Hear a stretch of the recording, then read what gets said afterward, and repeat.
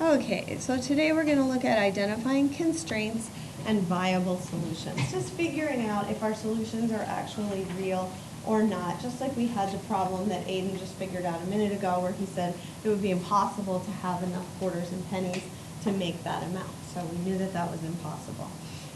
All right, the problem we have is the local zoo is filling 2 water tanks for the elephant exhibit. One water tank contains 50 gallons of water and is filled at a constant rate of 10 gallons per hour. The second water tank contains 29 gallons of water and is filled at a constant rate of 3 gallons per hour. When will the 2 tanks have the same amount of water? So let's define our variables.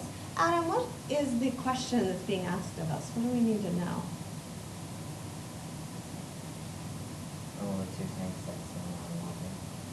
When? So if it's saying when, that's, what's our answer going to be in? Gallons per hour. Well, it's not going to be gallons per hour. If I said, Adam, when are you going to go to second period, what would you say?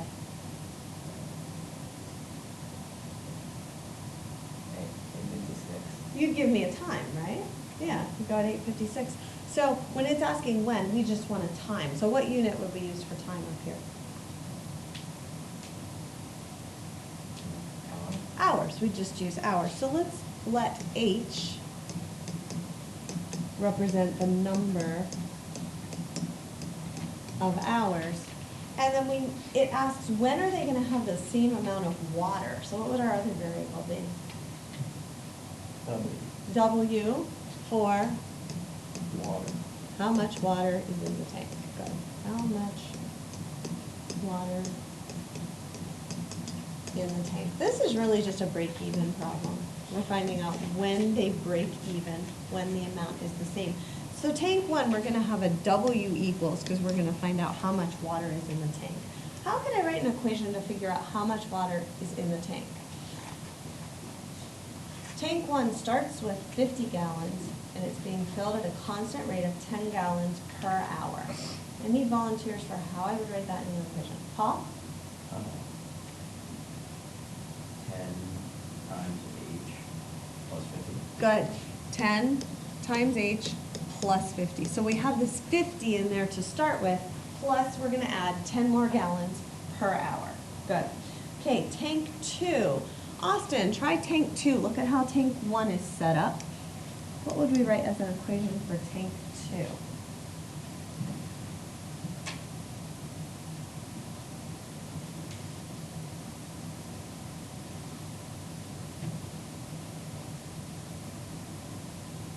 What's the rate at which tank 2 is being filled? No, that's tank 1. What, tank 2? 3. 3, not 3 hours, but 3 gallons per hour. So 3H would be what we put here, I see what you're saying. And then what are we starting with in the tank? 29, so we're going to add 29. Okay, good. Those are our 2 equations. Now, what do you think would be easier to do with this one? Elimination or substitution? Substitution. Substitution, why? Easier. What makes it easier? How do you know that? At least you don't have 2 different variables. You won't have 2 different variables? Yeah, kind of. And it's already solved for both variables, right? So we're just basically setting this part of the equation equal to one another. So we're going to put this in for W in the other equation. So we end up with 3H plus 29 equals 10H plus 50. Okay, what do I need to do first to solve this? Courtney? Kind of, although I don't have any like terms on the same side, but I do need to get all my like terms together, if that's what you mean. So what would I do?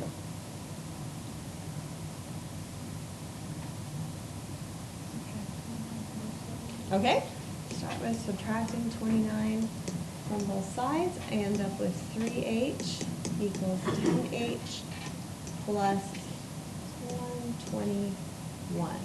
Now what would I do? Okay, so how do I combine the like terms? Well, I can't just add them, because this one's over on this side, and this one's on this side. Subtract what?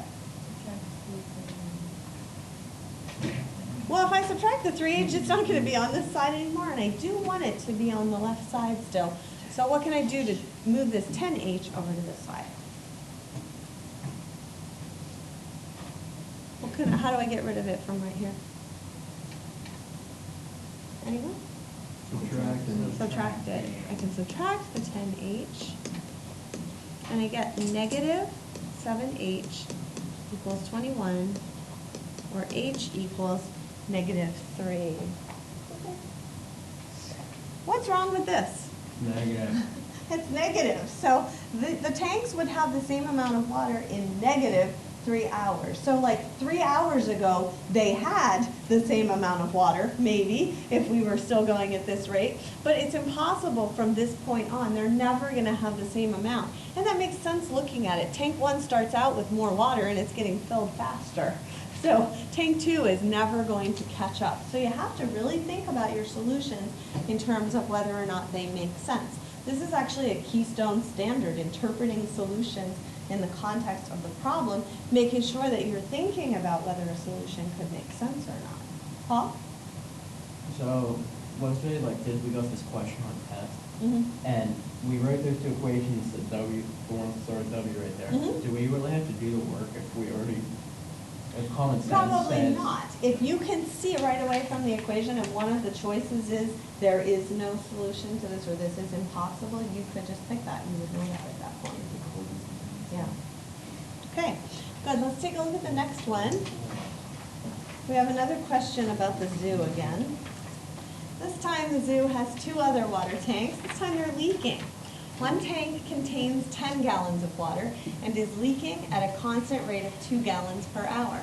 The second tank contains 6 gallons of water and is leaking at a constant rate of 4 gallons per hour. When will the tanks have the same amount of water? What? Never, when they run out. So, but would they run out at the same time? Let's do this and see.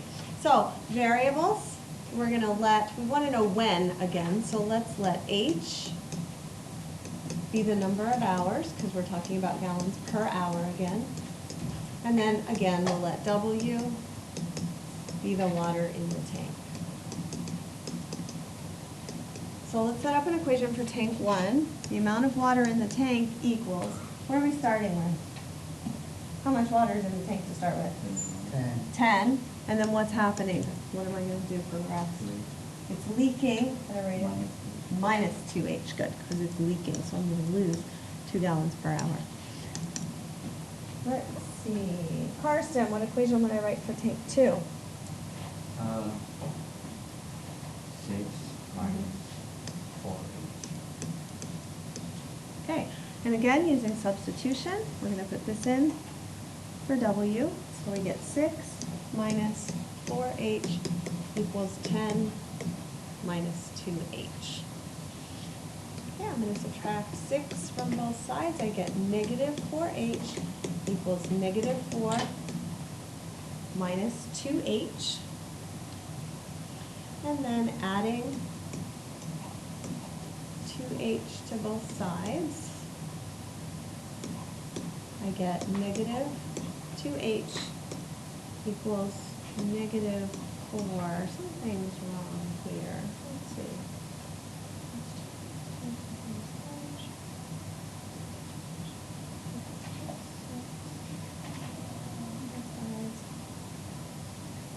Oh, this should be positive 4, sorry. Okay. So we get negative 2H equals positive 4. Dividing both sides by negative 2, we get H equals negative 2.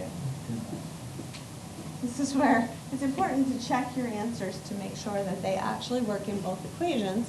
I knew what answer I was looking for, so I knew right away that I did something wrong here. So hours equals negative 2. Again, you can't have less than. So like 2 hours ago, they were the same. Now, you can also tell that from looking at that. We're starting with less water in tank 2, and it's leaking faster. So obviously, it's going to leak out faster, and we're never going to, tank 1 is never going to catch up. Question? Why don't you hang on if you can? Okay, I want to take a look at mixtures briefly. Mixtures, I think, are kind of the trickiest because you have to deal with percents a little bit. Let's read the problem and then we'll talk about how to do it. It's very similar to coin problems. A metal alloy is a metal made by blending two or more types of metal. A jeweler has supplies of two metal alloys. One alloy is 30% gold and the other is 10% gold. How much of each alloy should the jeweler combine to create 4 kilograms of an alloy containing 15% gold? What are my variables going to be? Courtney, what would my variables be? What do I want to know? How much of each alloy should the jeweler combine together? Good. How much of each alloy? So let's just use X and Y here. Let's let X be the amount of alloy 1 and Y be the amount of alloy 2. Okay, so the total weight of the alloy. What equation would I write for this? What do I want my total weight to be? 4 kilograms. So how would I combine 4 kilograms with the variables?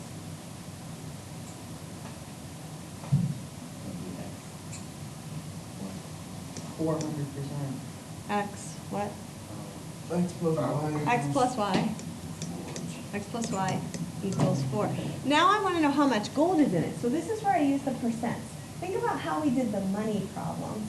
I'm going to take a stab at how I might do this. No, that's like the wind current problems. This is like the coin problems. Remember how I used the value of the coins? Instead of value of coins, I have percents up here. So what do you think I would put in front of the X? X is our first alloy. 3 So I put 0.3 plus 0.1. X plus 0.1 Y. Now here's the tricky part. What does it equal? It equals an alloy that weighs 4 kilograms and has 15% gold. How am I going to write that here? It's 15% 4. There you go, 15% of 4, so I have to do 15% of 4. Okay, those would be my two equations. I'm not going to go through and actually solve this just because we're running short of time. So I'm going to give you your assignment. Here. I showed up in the book. Okay, what I want you to do today Here. is I want you to try writing equations for same page. I want you to write equations for 2, 9, 10, and 23. Just write equations. Then I want you to go back and solve some of the ones from yesterday. I want you to solve 1, 8, 11, and 13. So you can go through and solve those. You have 4 systems to write, 4 systems to solve.